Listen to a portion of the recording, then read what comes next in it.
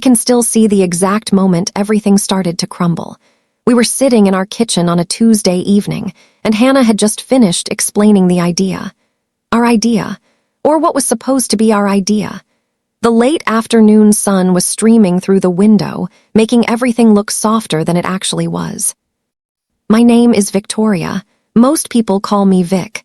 My parents call me Vicky when they're being sentimental, but Hannah calls me Victoria when things are serious. She was about to make things serious. She was excited. I'd never seen her that excited about anything. Her eyes were bright, and she kept gesturing with her hands, her voice getting higher the way it does when she's genuinely passionate about something. We'd been talking about starting something for months. A platform, something real, something that could matter. I was genuinely happy about it. I remember feeling this surge of possibility, this sense that maybe we could actually do this together. That maybe this was finally our moment.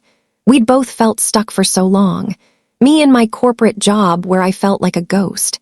Hannah in her small consulting business that was respectable but never quite enough. Then Hannah said one sentence that changed everything. "I think this could actually make us rich, Vic." I felt something inside me shift. Not in the way it should have, not excitement or inspiration, something else, something darker. Because in that moment, I realized she believed in this more than I did. She saw the potential in a way I hadn't quite grasped yet, and instead of being inspired by that, I felt less than, smaller, like maybe I wasn't the driving force in this. Maybe I was just along for the ride. That's when the jealousy started. That's when the poison began to spread through our relationship. The idea came to us almost accidentally, which feels important. We weren't sitting around trying to invent something that would change the world. We were just frustrated, genuinely frustrated with how impossible it was to find good freelancers for specific projects. Hannah had been trying to hire someone to redesign her website. I'd been trying to find someone to help me organize my digital files. We'd both wasted hours scrolling through platforms that felt outdated and clunky. We kept finding people who weren't qualified, or who were qualified but way too expensive, or who looked professional online but completely fell apart in actual communication. One night, sitting in this exact kitchen, Hannah said, "There has to be a better way to do this." And I said, "What if we built it?" Just like that. Simple, maybe stupid, but it felt possible in a way most ideas don't. We started sketching things out on paper. A platform that would connect people with specific skills to people who needed those skills, but with better vetting, better communication tools, and better pricing. Nothing revolutionary, but something cleaner than what existed. Something that actually made sense. We spent weeks researching. We looked at existing platforms, identified their weaknesses, imagined our strengths. We talked to friends about what they needed. We made lists. We got excited about it together. And somewhere in that process, it stopped feeling like a casual idea and started feeling like something real, something possible, something that could actually work. But I think, even then, I knew something was wrong with me. Hannah was the visionary, I was the practical one. That's how we'd always operated. That's how we'd been our entire lives. She'd dream big and I'd figure out the logistics. She'd see possibilities and I'd create plans. It was a good dynamic. It had always worked. But somewhere in my 30s, that dynamic had started to feel suffocating. I'd go to work every morning at Henderson and Associates, a mid-sized management consulting firm where I'd spent the last 7 years climbing the corporate ladder that led nowhere. I was a senior project manager, which sounded important until you realized it meant I spent my days in meetings about meetings, managing spreadsheets that nobody read, and listening to senior partners take credit for ideas I'd developed. Hannah started researching developers we could hire. She read books about startups and entrepreneurship. She watched YouTube videos about how successful companies got their start. She filled notebooks with ideas about features and design. She was becoming obsessed with it in the best possible way. I was watching all of this, and I was impressed. I was genuinely impressed. But there was something else happening too, something I didn't recognize at first. Something that felt like it was growing inside me like a cancer with every conversation we had about the project. My job wasn't particularly fulfilling. I worked in middle management at a corporation, doing work that felt meaningless. I went to meetings about meetings. I filled out spreadsheets that no one read. I came home exhausted by nothing, completely exhausted by doing absolutely nothing of value. Hannah's consulting business was small but felt important to her.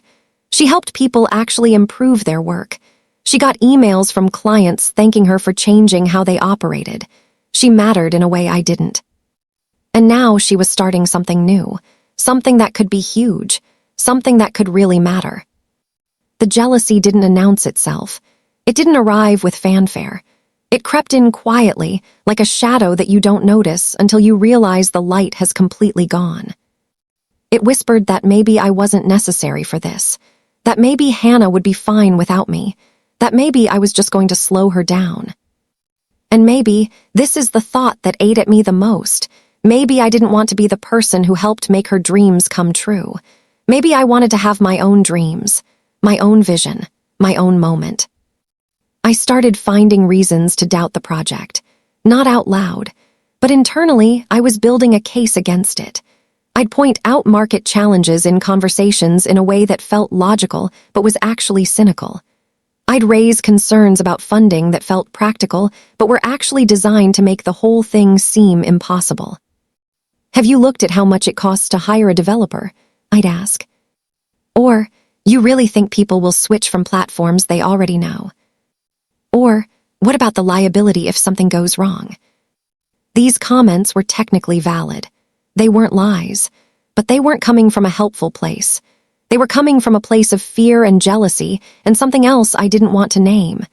They were coming from a place where I was trying to convince both myself and Hannah that this wouldn't work, that maybe we should just abandon it and go back to our comfortable lives.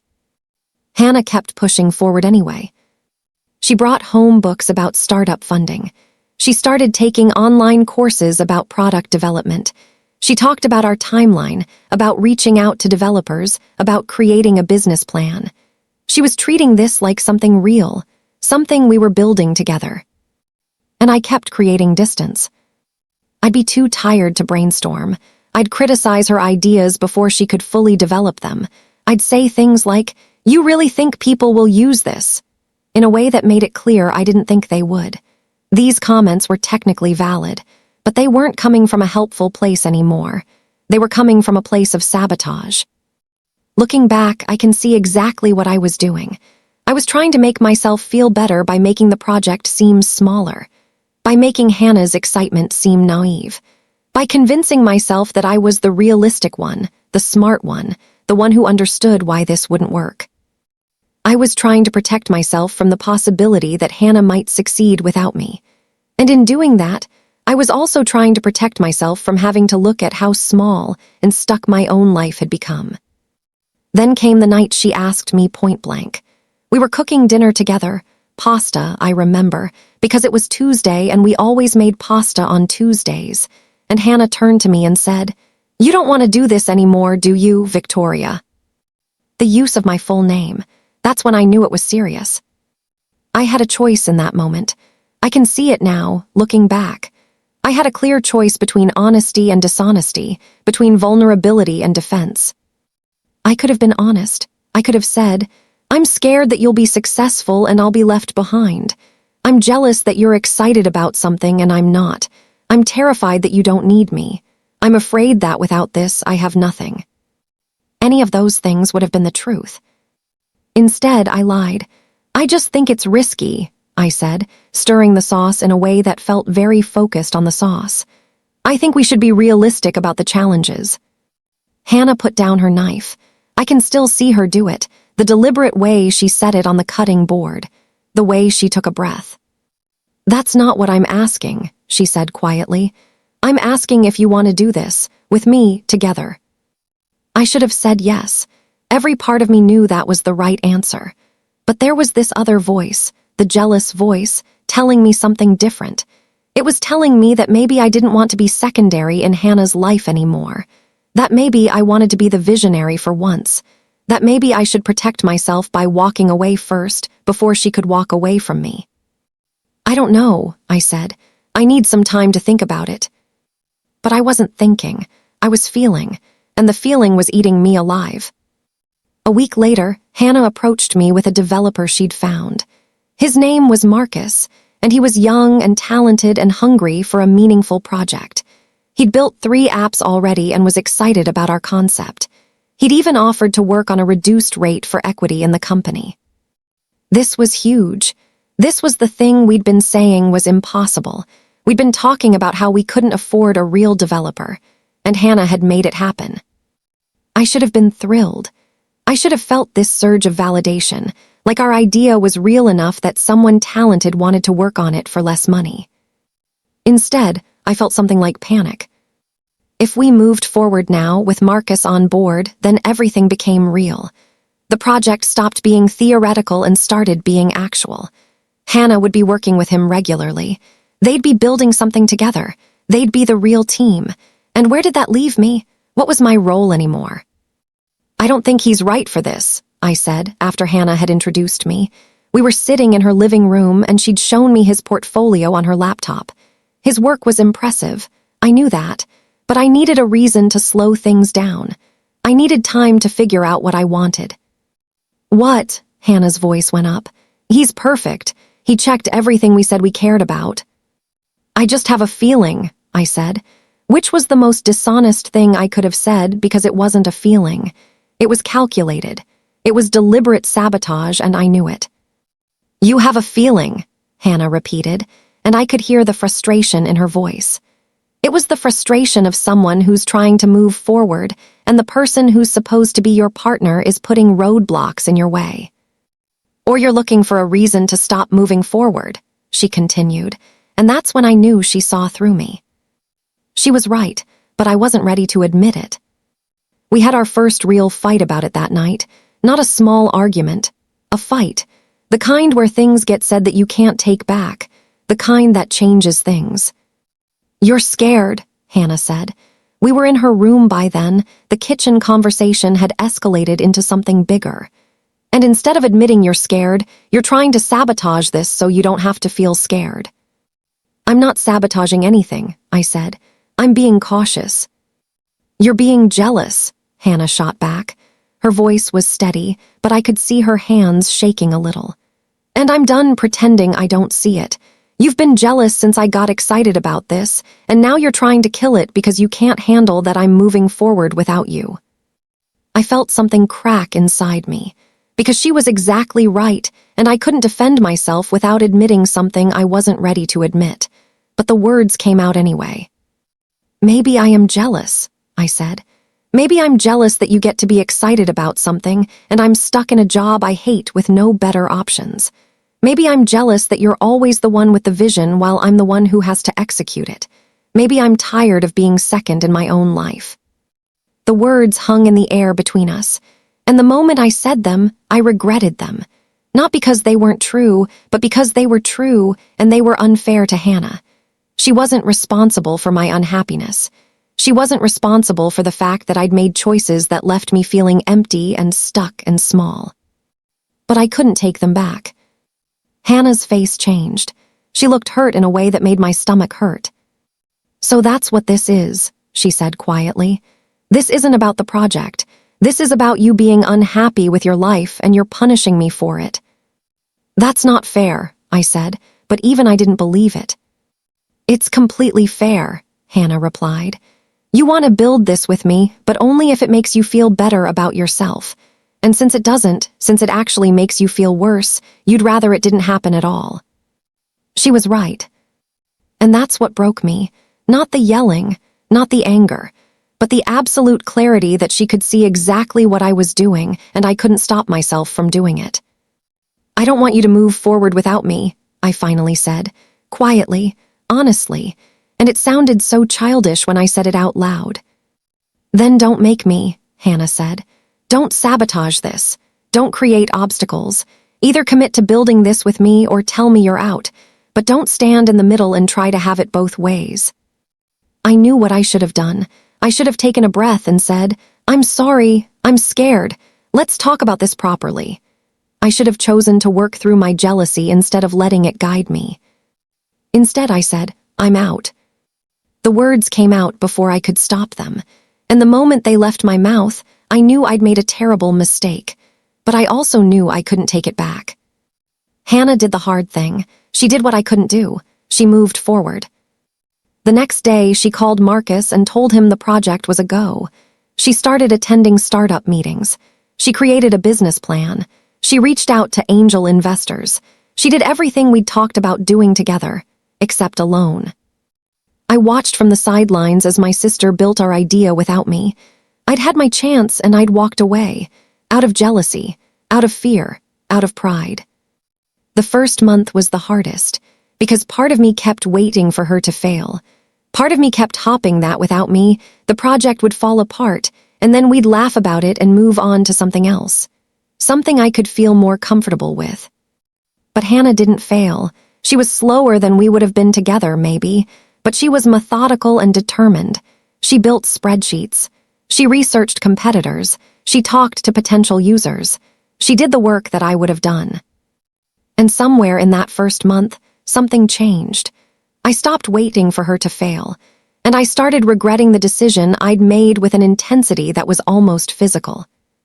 I'd pass our mom and she'd say, "Your sister is doing so well with this project," and I'd feel a sharp pain in my chest.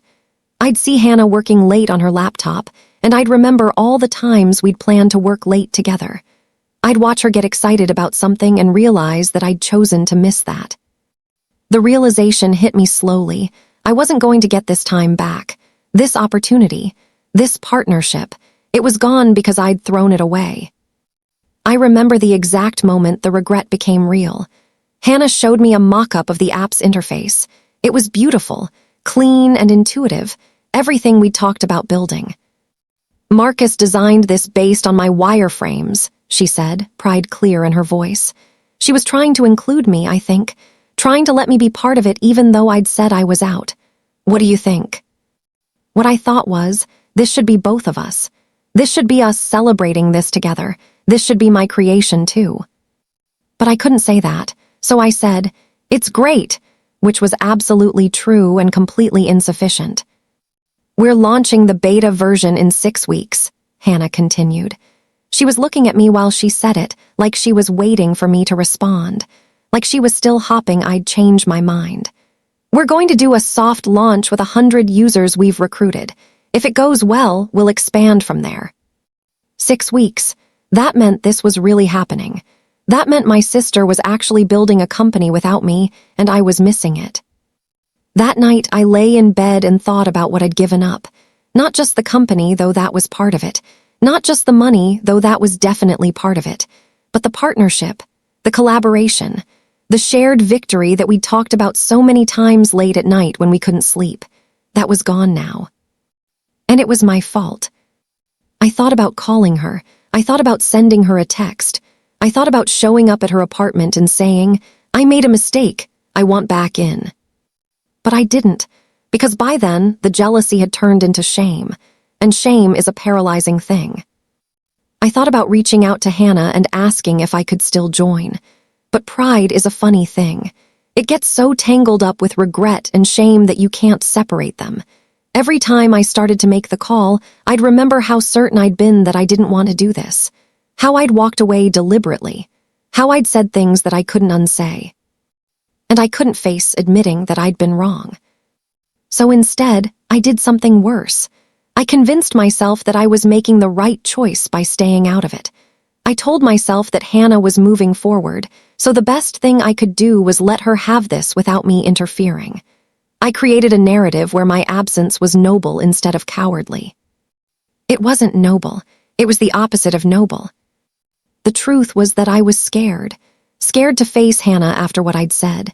Scared to admit how much I'd regretted my decision. Scared that she wouldn't want me involved anymore, not after I'd tried to kill the project. Scared that my moment had passed and there was no way to get it back. So I watched from a distance. I saw the posts on Hannah's social media about the app launch. I heard from friends who'd been selected for the beta that it was really impressive. I didn't say anything about it to Hannah, and she didn't push. The silence between us became a wall that got higher with each passing day. The beta launch happened on a Tuesday. I knew because I checked Hannah's Instagram, and there was a post with screenshots of the app and a caption about how excited she was to finally share what we'd been working on. What she'd been working on, not what we'd been working on. That felt like a small knife in my stomach every time I looked at it. 100 users got access, early adopters, people in the freelancing world who were hungry for a better platform, people like the ones Hannah and I had talked to during our research phase. And they responded immediately. Within the first day, the feedback was overwhelmingly positive. People loved the interface. They loved the communication tools. They loved the vetting process. By day 3, people were asking if they could invite their friends. By day 7, word of mouth had created a waiting list of 500 people. I knew all this because I was stalking the company's website and social media accounts like it was my job, which it wasn't, but in a way, it should have been. I was checking the waiting list numbers multiple times a day. I was reading the comments on her posts. I was watching my sister build something incredible, and I wasn't part of it. Then the news broke. A tech blog picked up the story. New freelancer platform launches with refreshingly user-friendly design, the headline read. The article was short but glowing. It quoted beta users raving about how much better this was than existing platforms. It mentioned Hannah by name as the founder. Not founders, founder singular. I felt something twist inside me, jealousy again, but a different kind, not jealousy of success, but jealousy of recognition. Jealousy that my sister was being celebrated for something we'd created together, and I wasn't mentioned at all. Which was fair. I'd walked away. I'd made that choice deliberately. I deserved to not be mentioned. But fairness and pain don't always go together. The article was shared 50 times on social media by the next morning. Tech news outlets picked it up. Someone posted it on Reddit with the title, "This is what user-friendly design actually looks like." The comments were full of people praising the app, asking when they could join the waiting list, making jokes about how they were done with existing platforms. And at the center of it all was Hannah, my sister, the one who'd believed in this when I'd chosen to doubt, the one who'd moved forward when I'd chosen to stay still. I felt sick, not sick like I was happy for her, but sick like I'd made the biggest mistake of my life and everyone could see it except me. The waiting list hit 5,000 people by the end of the second week. Hannah decided to expand the beta group.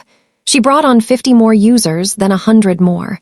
The growth was exponential, and the response was consistent. People loved this app. I saw her quote in another article, "We're building this for people like us, people who are tired of platforms that don't understand what real work requires, people who deserve something better." She was still saying we, not because I was involved, but because that's where the idea had come from. The two of us, sitting in our kitchen, frustrated and creative and full of possibility. And I couldn't be part of it. I was drowning. That's what it felt like. I was drowning in regret and jealousy and shame, and I didn't know how to get out. I finally broke down and called a friend, Maya, just to tell someone how I was feeling. I was sitting in my car in the parking lot of my office building when I called her. I couldn't even go inside and pretend to work. She listened while I explained how I'd sabotaged my relationship with my sister over jealousy, and how I was now watching her succeed without me. "So tell her you want back in," Maya said. Simple, obvious. "I can't," I said.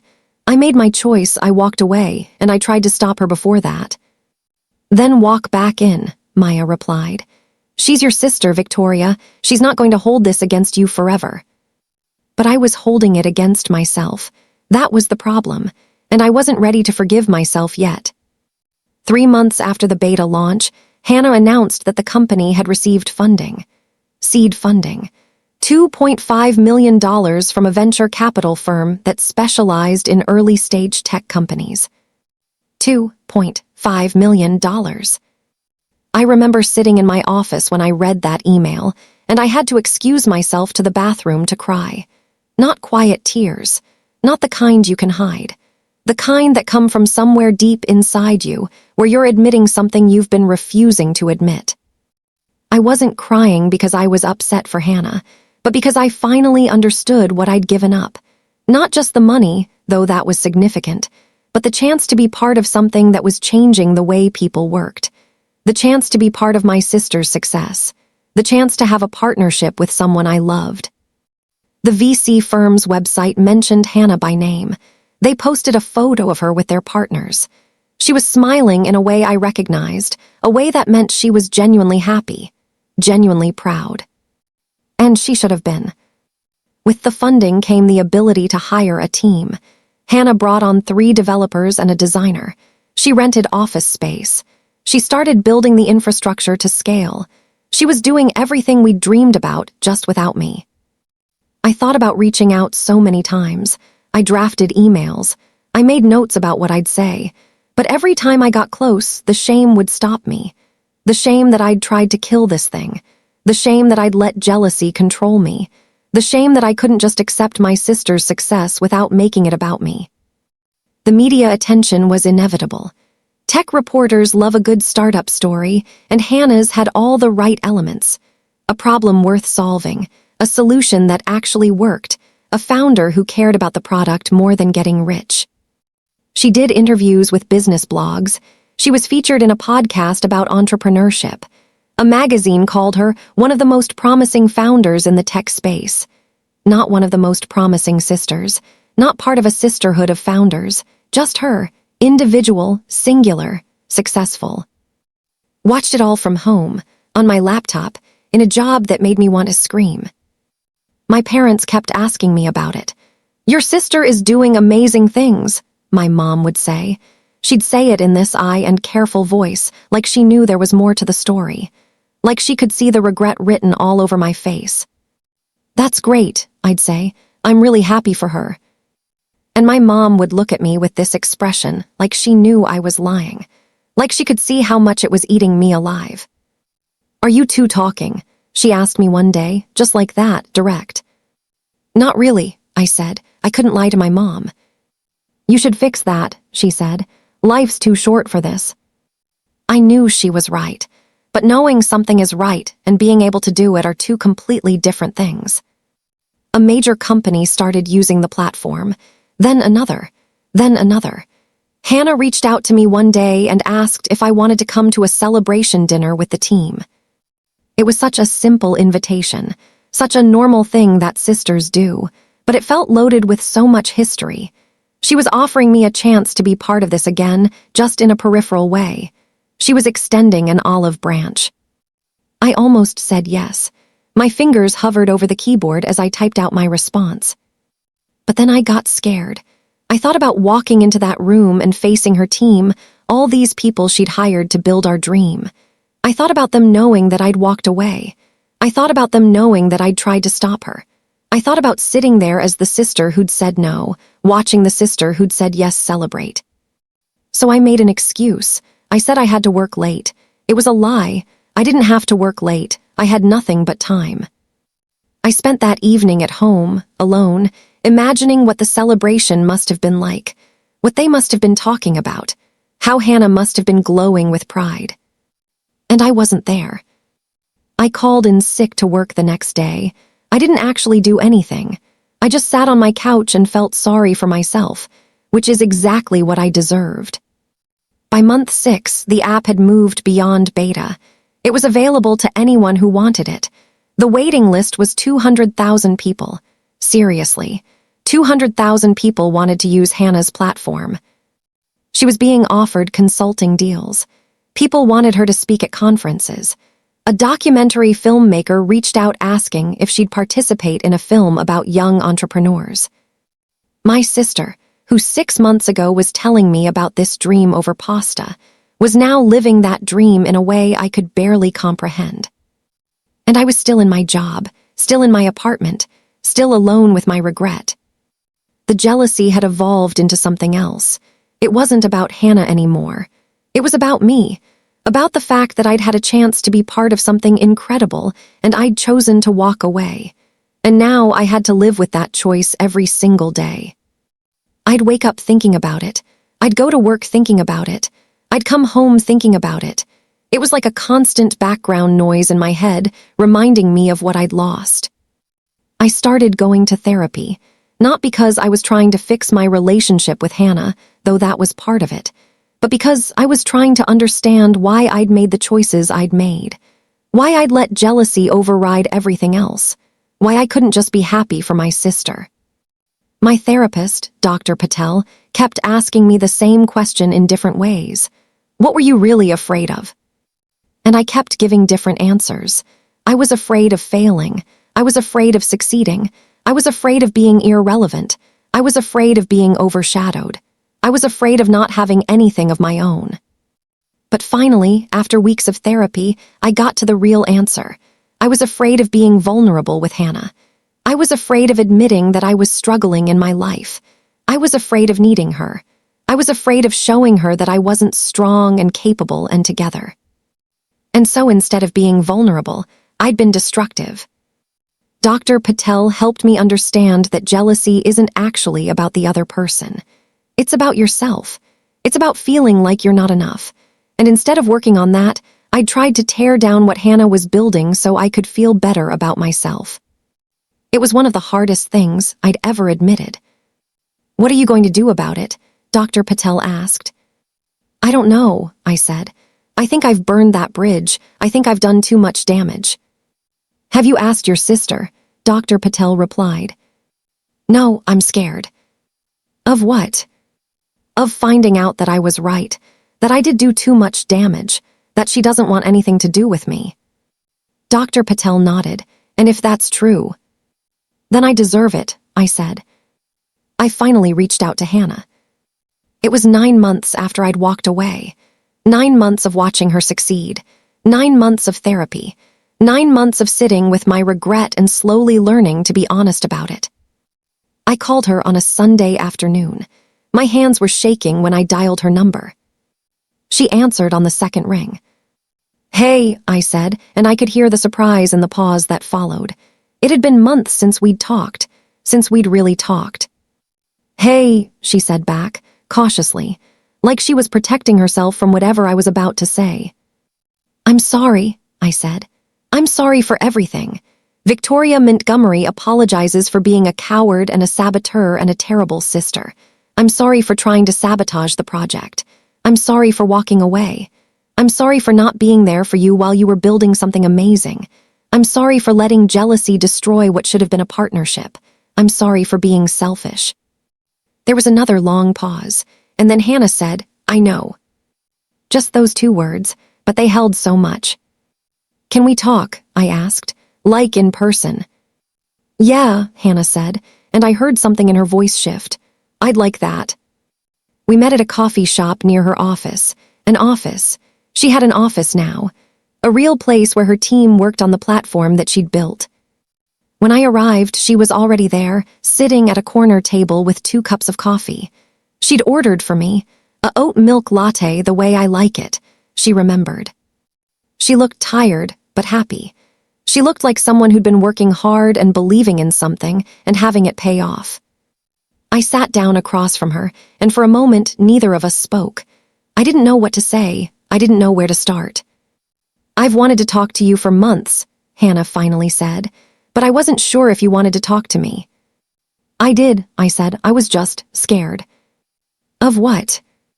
"Of facing what I'd done, of admitting that I was wrong, of having to look at you and see someone who was thriving because I wasn't brave enough to be part of it."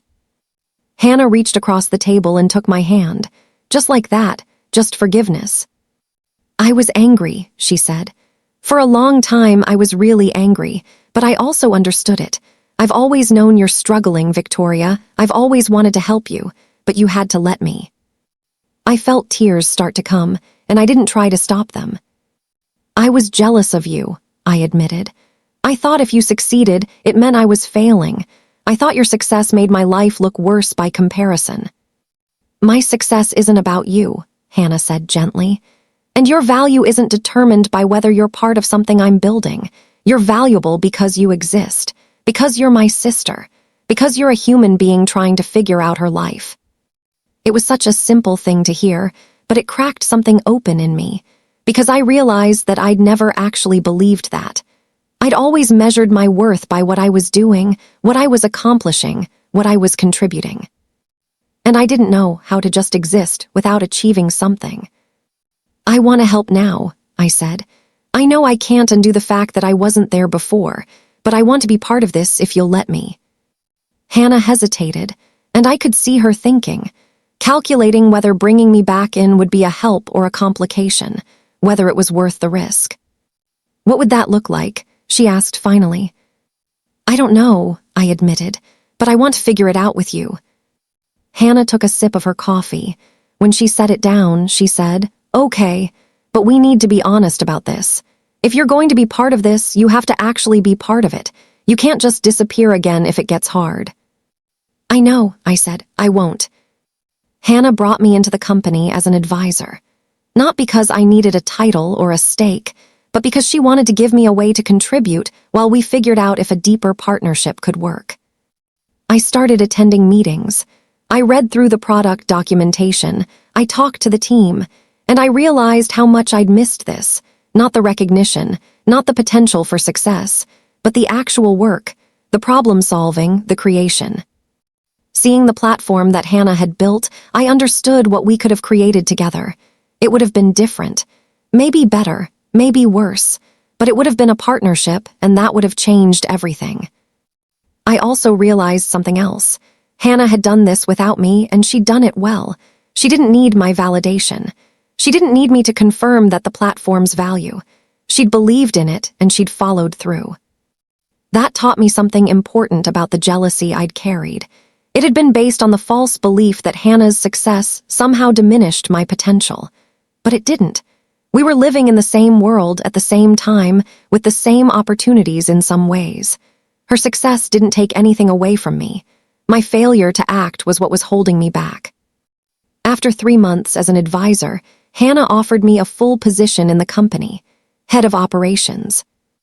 It was a real job, a real contribution, a real chance to be part of something I'd helped create, even if I was joining years late. I took it. And on my first official day, I sat down with Hannah in her office, and we talked about what we'd learned from this whole process. I think, Hannah said, that the worst part wasn't that you walked away. It was that you tried to stop me from moving forward. If you just needed space, I would have understood that. But you tried to destroy something that mattered to me because you were unhappy with yourself. I know, I said, and I'm sorry. I know you are, Hannah replied. But sorry doesn't undo what happened. It just means you understand why it was wrong. What does it mean for us? I asked. For the company. It means, Hannah said, that we try again, but differently. You come in knowing that I built this without you, that I made hard decisions and made them work. And I come in knowing that you understand the cost of not being part of this. We can build something together from that understanding. It's been a year since I joined the company. The platform has grown exponentially. We've expanded to 6 countries. We've been valued at over $50 million. We've changed the way thousands of people work. And yes, it's been incredible, but the real victory isn't the platform itself. The real victory is that I've learned what jealousy actually costs. It costs partnerships. It costs moments you can't get back. It costs the chance to be part of something bigger than yourself. Looking back, that day in the kitchen when Hannah told me she thought the idea could make us rich, I see it differently now. She wasn't saying that to make me jealous. She was saying it because she believed in what we could build together. And instead of standing with her, I let fear guide me. The platform is successful now, but it could have been built faster, stronger, better if we'd been building it together all along. And more importantly, Hannah and I could have built it together, maintained our partnership, supported each other through the hard parts. I can't get that time back, but I can make sure that going forward, when I feel that jealous voice telling me to retreat, I remember what it costs to listen to it. And I don't. Sometimes I still feel that whisper of jealousy. When Hannah wins an award or gets mentioned in an article or celebrates a win with the team. It's still there, that old familiar voice telling me I should have been there, that I should have done more, that I should have been better. But now I know what that voice costs, and I choose to ignore it. Hannah and I have built something together now. Not just the platform, though that's part of it, but a real partnership. One where we can celebrate each other's wins without it diminishing our own value. One where we can support each other through the hard parts. And that's worth more than any amount of recognition. Because in the end, I learned that the person I was really competing with wasn't Hannah. It was myself. It was the version of me that was afraid and small and jealous. The version that thought success was a zero-sum game. And the day I stopped competing with that version of myself, the day I chose to work with my sister instead of against her, was the day everything changed.